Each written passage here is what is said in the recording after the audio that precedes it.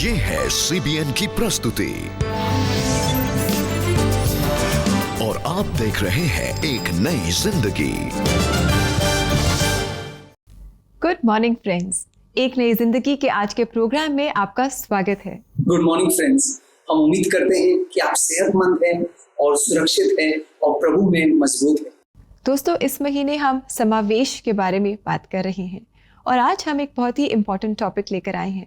आज हम खास बात करेंगे LGBTQ कम्युनिटी के बारे में कि क्या हम इन्हें अपने जीवन में, अपने परिवारों में, अपने चर्चेस में, अपने नेबरहुड में, अपने घरों में क्या हम इन्हें इंक्लूड करते हैं, और अगर ऐसा नहीं है तो आज हमारी कोशिश होगी कि हम इन्हें वही प्यार दिखाएं जो परमेश्वर इनसे करता है।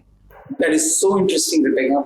अक्सर मैं भी कई लोगों से मिलता हूँ जो इस टॉपिक को लेकर कंफ्यूज्ड है कि क्या करें हम, क्या हम उन्हें अपनाएं, नहीं अपनाएं, कैसे उनके साथ बर्ताव करें। और इसलिए ये बहुत ज़रूरी है दोस्तों कि आज जो हम डिस्कस करने जा रहे हैं ये हम वचनों से देखेंगे कि प्रभु क्या चाहता है, कि हमारा रवैया, हमारा एटीट्यूड कैसा होना चाहिए उनकी तरफ जो हमारे से शायद विभिन्न है, हमारे से बहुत अलग है। जी बिल्कुल, इसके बारे में आज हम बात करेंगे और बहुत कुछ सीखेंगे। लेकिन अब समय है कि हम एक बहुत ही खूबसूरत ज़बूर सुने। तो दोस्तों, आज से हम शुरुआत कर रहे हैं ज़बूरे हम।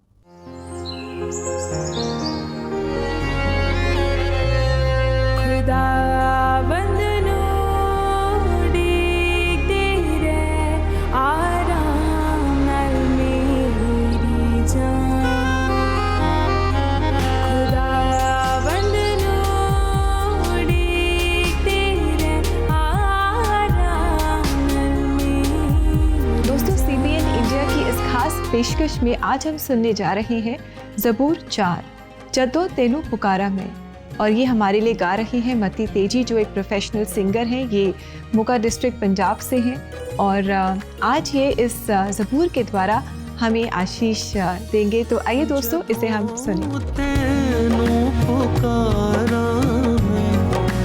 तू सुन सच्चे आई दे रब्बा, मेरा दूर कीता तू, दुआ सुन रहम भी फरमा, जदों तैनू पुकारा मैं, तू सुन सच्चे आई दे रब्बा।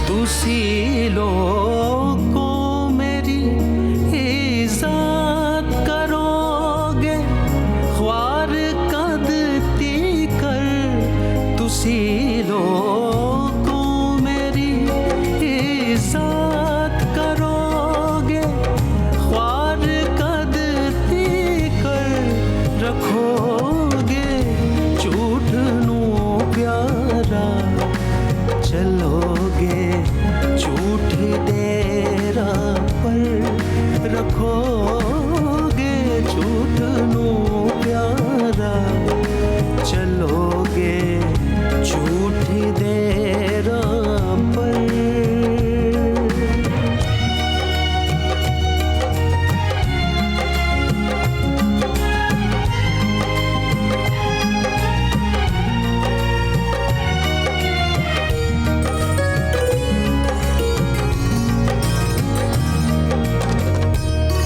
यकीन जानो यहोवा ने है चुनिया दीनदारां नू, यकीन जानो यहोवा ने है चुनिया दीनदारां नू, जद उसनू मैं पुकारांगा सुनेगा ओ पुकारा, जद उसनू मैं पुकारांगा सुनेगा ओ पुकारा।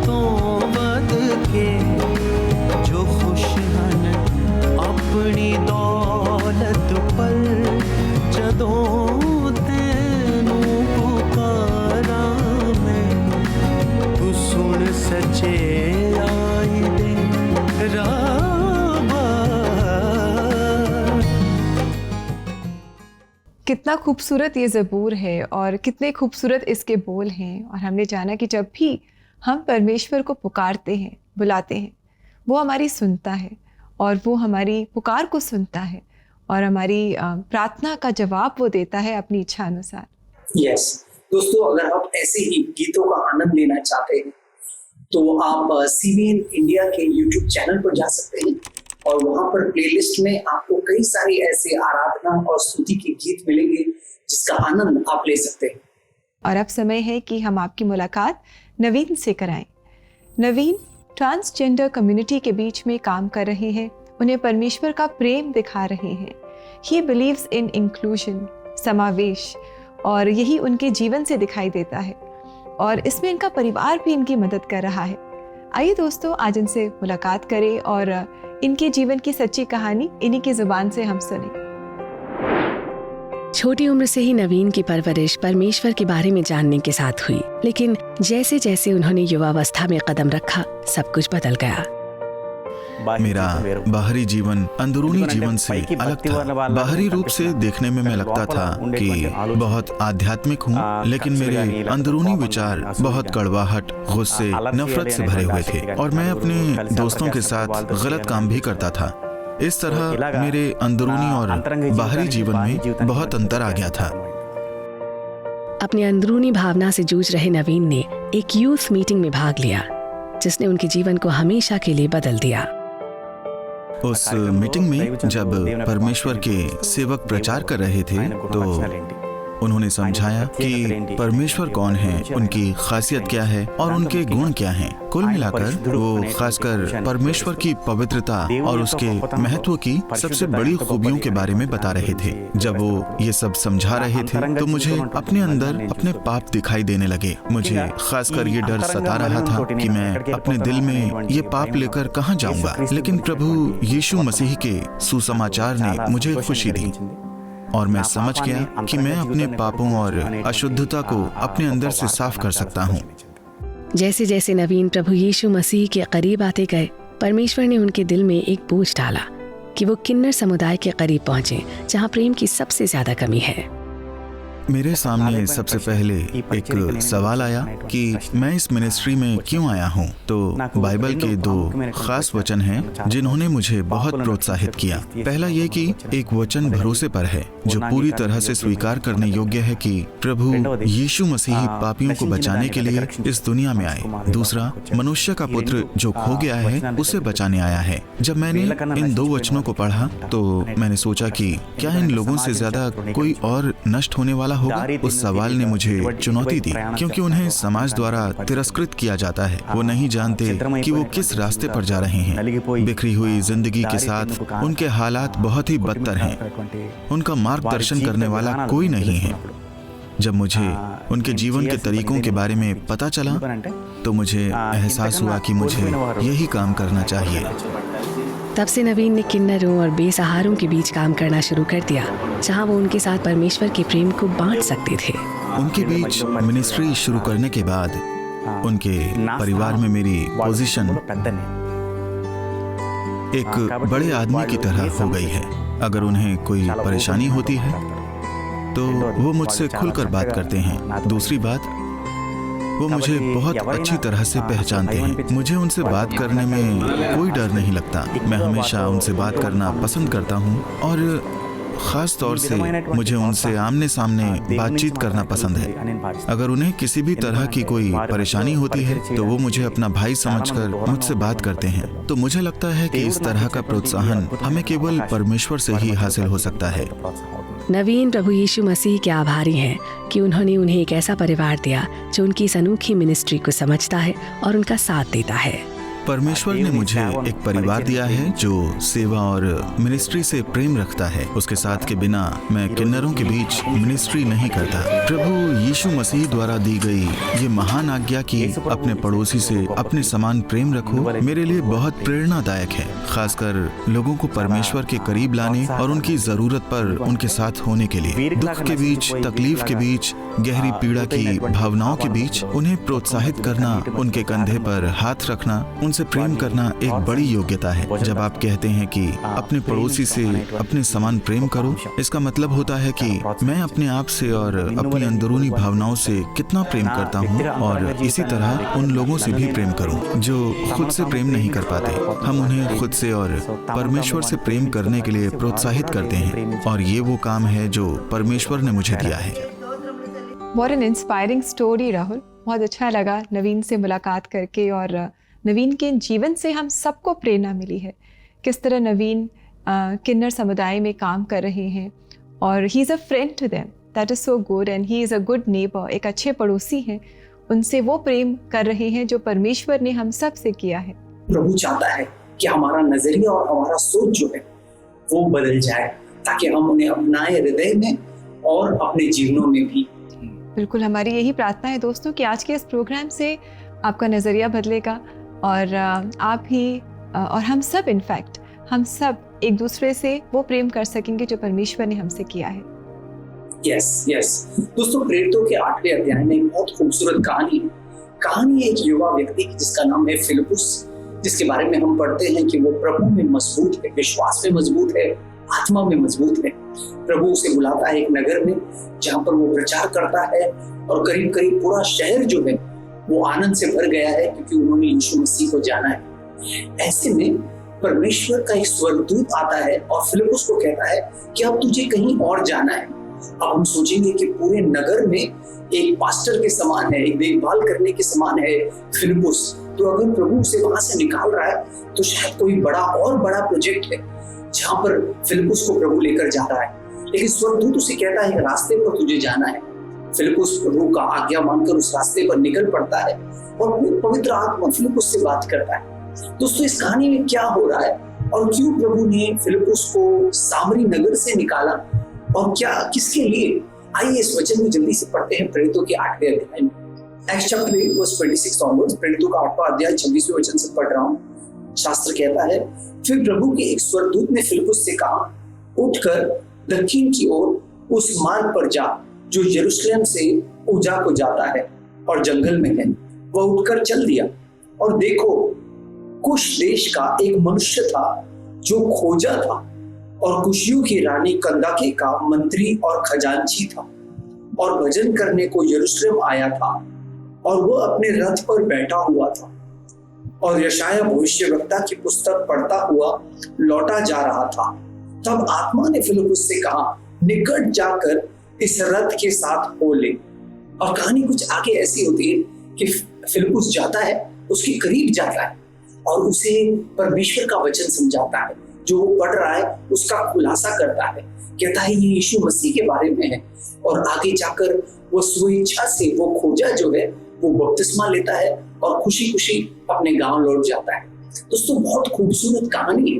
ये कहानी हमें परमेश्वर के हृदय के बारे में बताता है कि परमेश्वर ने फिलिपुस को एक पूरे नगर से निकाला। किसके लिए? एक खोजे के लिए। जिसे समाज ने ठुकराया था उसे परमेश्वर ने फिलिपुस के द्वारा अपनाया। परमेश्वर इनको अपनाता है। परमेश्वर का हृदय जो है वो इनके लिए, परमेश्वर चाहता है कि वो उन्हें पापों से छुटकारा दे और अपने प्रेम से उन्हें एक नया जीवन, एक नए तरीके से उन्हें आगे बढ़ाना चाहता है। और दोस्तों, इसके लिए हमें भी फिलिपुस की तरह होना है, हमें तैयार होना है। जैसे फिलिपुस ने स्वर्गदूत की अगुवाई को लिया, जिसे पवित्र आत्मा की आवाज को सुनकर वो उनके करीब आया, उनके निकट आया, वैसे ही हमें भी शायद परमेश्वर ऐसा मौका दे दोस्तों, जहां पर शायद आप जहां काम करते हैं, आप जहां रहते हैं, आप शायद ट्रैवल करते हैं, ट्रैवल के दौरान आपने किसी को देखा होगा। परमेश्वर चाहता है कि हम उनके निकट आए और प्रभु के प्रेम को, प्रभु की सच्चाई को हम उनसे बांटें। जी, और दोस्तों, ऐसा करने के लिए अगर आप प्रार्थना सहायता चाहते हैं, क्यों ना आप और हम मिलकर प्रार्थना करें। आप हमें कॉल कर सकते हैं CBN प्रेयर लाइन में। हमारा नंबर है 9910401010। यस दोस्तों, ये नंबर जो है ये हमारा व्हाट्सएप नंबर भी है। आप हमें इस पर व्हाट्सएप मैसेज कर सकते हैं। अब समय है छोटे से ब्रेक का। जब ब्रेक से लौट कर आएंगे तो इसी विषय को लेकर एक और प्रोत्साहनजनक कहानी हम देखने वाले हैं। तो कहीं जाइएगा नहीं, हमारे साथ बने रहिए।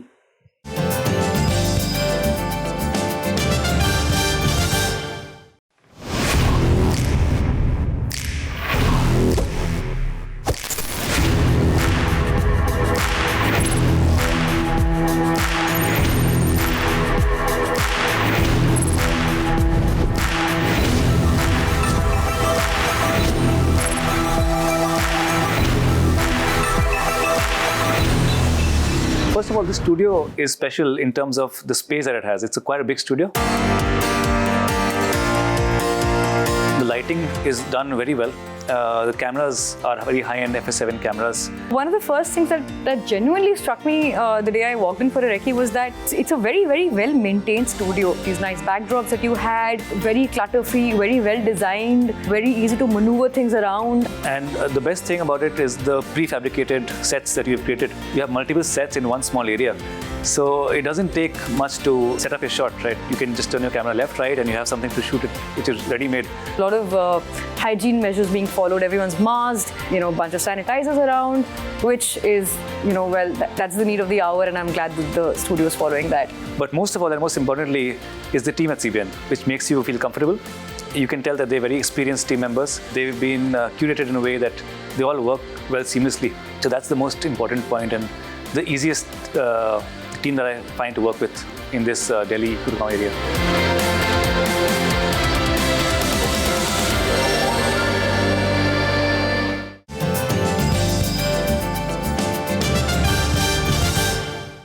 वेलकम बैक दोस्तों। अगर आप भी CBN स्टूडियो फैसिलिटी को हायर करना चाहते हैं तो आप संपर्क करें हमारी वेबसाइट पर जो है www.cbnindia.org।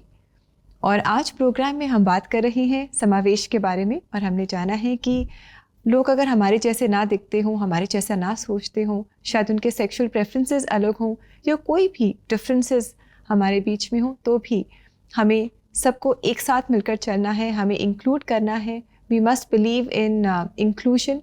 और आज हम खास बात कर रहे हैं LGBTQ कम्युनिटी के बारे में कि कैसे हम इन्हें अपने जीवन में, अपनी कम्युनिटीज़ में एक्सेप्ट करें और हम सब साथ मिलकर चलें।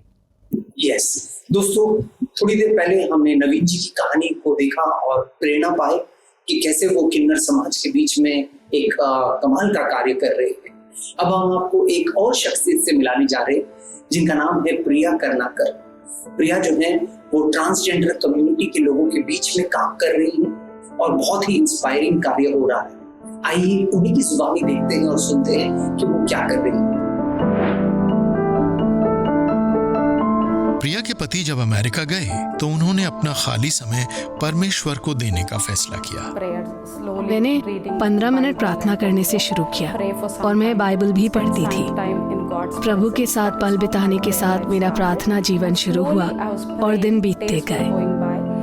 प्रिया जैसे जैसे परमेश्वर के नजदीक आने लगी, उन्हें अपने जीवन का मकसद मिलने लगा। प्रभु ने कहा, मैं तुझे सामर्थी रूप से टूटे परिवारों के बीच प्रयोग करूंगा। तब मैं डर गई और वो बात मेरे दिल को चुभी। मैं तुरंत प्रार्थना करने लगी, हाँ प्रभु, आप चाहते हैं कि मैं वहाँ जाऊँ, लेकिन मुझे डर लगता है। अगर आप चाहते हैं कि मैं उनके साथ काम करूँ तो आप मेरे लिए रास्ता खोलो। प्रिया ने कुछ दिनों तक इस पर ध्यान नहीं दिया, लेकिन जब वो एक दिन मार्केट में थी तो उनको एक किन्नर दिखा। मैंने उनसे कहा कि मैं आकर उससे और उसके दोस्तों से मिलना चाहती हूँ। उसने कहा ठीक है, आप आ सकती हैं। फिर मैंने कहा क्या मैं तुम्हारा कॉन्टैक्ट नंबर ले सकती हूँ, और उसने अपना कॉन्टैक्ट नंबर मुझे दिया। मैंने उससे उसका नाम पूछा। उसने कहा गौरी। गौरी से मिलने के बाद प्रिया का डर खत्म हुआ और वो दूसरे दिन उनके बीच पहुंची। वो सब बैठे थे और अपना दुख सुख एक दूसरे को बता रहे थे। वो अपना दिल उड़ेल रहे थे। वो अपने दिल की बातें कर रहे थे, कुछ रो रहे थे। वो बता रहे थे, मेरे ऐसा होने से मेरे माता पिता मुझे प्यार नहीं करते, मेरे भाई बहन नहीं चाहते कि मैं घर पर रहूं, सो मैं यहाँ आ गई। फिर मैंने बाइबल से बताया कि भले ही माता पिता त्याग देंगे, लेकिन मैं तुझे कभी नहीं त्यागूंगा। वो इस वचन को सुनकर बहुत प्रोत्साहित हुए। धीरे धीरे परमेश्वर के वचन प्रिया के जरिए उनसे बात करने लगे और उनमें बदलाव आने लगे। मैं उनमें आत्मविश्वास, साहस को देख सकती हूँ। जब से मैंने उन्हें प्रभु के प्रेम के बारे में बताया, तब से वो प्रभु पर सुरक्षा के लिए भरोसा करने लगे हैं। वो अब प्रार्थना करने लगे हैं और मुझे भी व्हाट्सएप में प्रेयर रिक्वेस्ट भेजते हैं। मेरे परिवार पर प्रभु के अनुग्रह और शांति के लिए मैं उन्हें बहुत बहुत धन्यवाद देती हूँ। What an inspiring story again, friends. हमने पहले हम नवीन से हमने मुलाकात की और अब प्रिया के जीवन से हमने देखा कि किस तरह उनके लिए आसान नहीं था ये कदम उठाना, लेकिन परमेश्वर ने उनसे बातचीत की अपने वचन के द्वारा। जैसे हमने फिलिप के एग्जाम्पल से भी देखा कि कैसे परमेश्वर ने फिलिप से बातचीत की और उनको इंकरेज किया। हो सकता है कि आज परमेश्वर आपको भी इंकरेज कर रहे हैं कि आप भी अपने कदम आगे बढ़ाएं और समाज में आसपास जो हमारे लोग हैं जो शायद हमसे विभिन्न हैं, अलग हैं, उन्हें परमेश्वर का प्रेम दिखाएं। तो आशा करते हैं कि आप परमेश्वर की इस पुकार को सुनेंगे और परमेश्वर की आज्ञा का पालन करेंगे अपने जीवन में। अब समय है छोटे से ब्रेक का। जो ब्रेक से लौट कर आएंगे तो हम आपके लिए प्रार्थना करने वाले हैं। So do stay with us.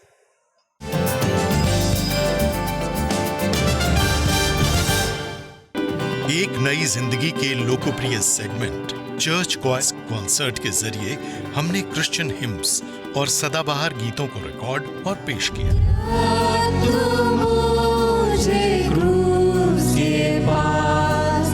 इस पहल में आप सबका सहयोग और प्यार मिला, जिसके लिए हम आप सबके आभारी हैं। और इस बार चर्च क्वाइस कॉन्सर्ट में हम पहली बार ला रहे हैं एक कॉलेज की क्वायर।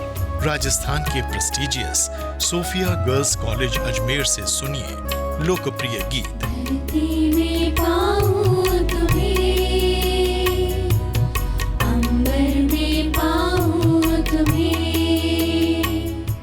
और साथ ही आपकी चर्च क्वायर के लिए भी एक सुनहरा अवसर है। अगर आपकी क्वायर भी जोश और जज्बे से भरी है तो 99104 01010 connect@cbnindia.org पर या www.cbnindia.org पर हमसे संपर्क करिए। शायद जल्द ही आपकी क्वायर नेशनल टीवी पर हो।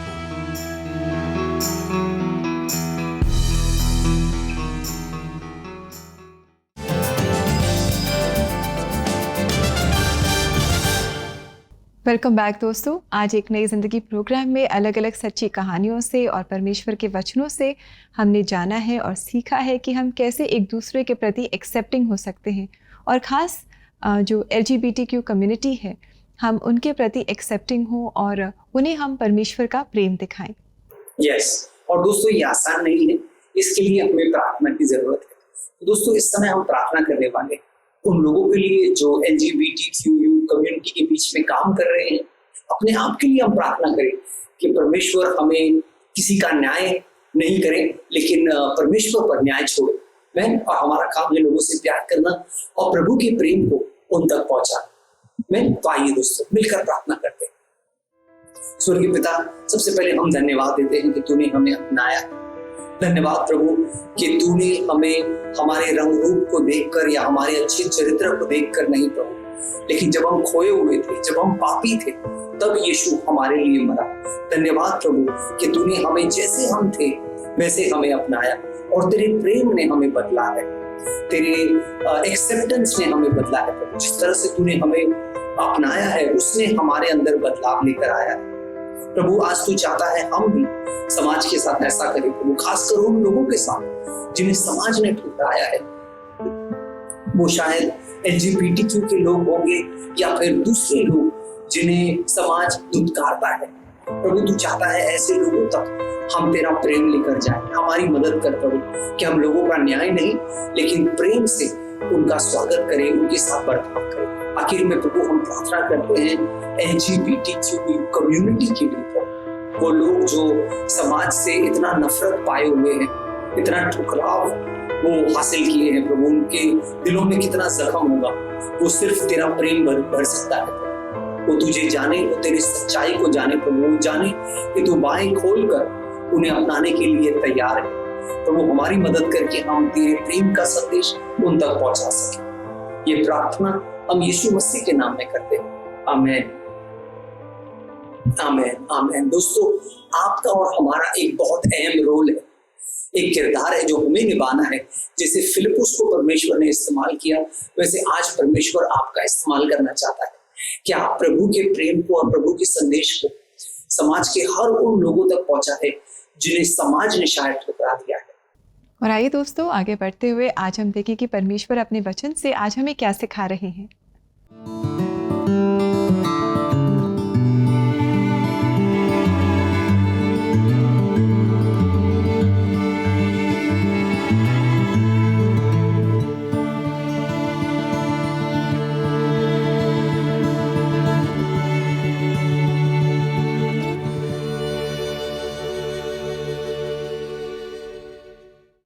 दोस्तों, आज हमें ये याद दिलाया गया कि मसीह ने हमसे तब प्रेम किया जब हम उसके प्रेम के काबिल नहीं थे। वो हमसे बहुत प्रेम करता है। आज वो हमें अपने वचन के द्वारा इंकरेज कर रहा है कि हम भी एक दूसरे को अलग तरीके से ना देखें, चाहे हम में कितने भी डिफरेंसेस क्यों ना हो। हम अपने डिफरेंसेस को हमारे बीच में ना लेकर के आएँ, पर मसीह का प्रेम हर एक के साथ हम बांटें। वो प्रेम जो हमारे जीवन में सही मायने में बदलाव लाता है, वो प्रेम जो सबको एक समान ट्रीट करता है। कि आप भी प्रभु का संदेश उन तक लेकर जाएं जिन्हें समाज ने ठुकराया। और दोस्तों, हम आपके लिए प्रार्थना करना चाहेंगे हमारी CBN प्रेयर लाइन में। आप हमें कॉल कर सकते हैं अपनी रिक्वेस्ट के साथ। हमारा नंबर तो आपको याद ही है, 9910401010। हमें आपकी कॉल्स का इंतज़ार रहेगा। यस दोस्तों, अब समय है आपसे इजाजत लेने का, इस वादे के साथ कि कल हम इसी थीम को और आगे बढ़ाने वाले हैं। तो उम्मीद करेंगे कि आप कल सुबह 6:30 बजे कल इस चैनल पर हमारे साथ दोबारा जुड़ेंगे। तब तक के लिए God bless you, take care, नमस्कार। नमस्कार।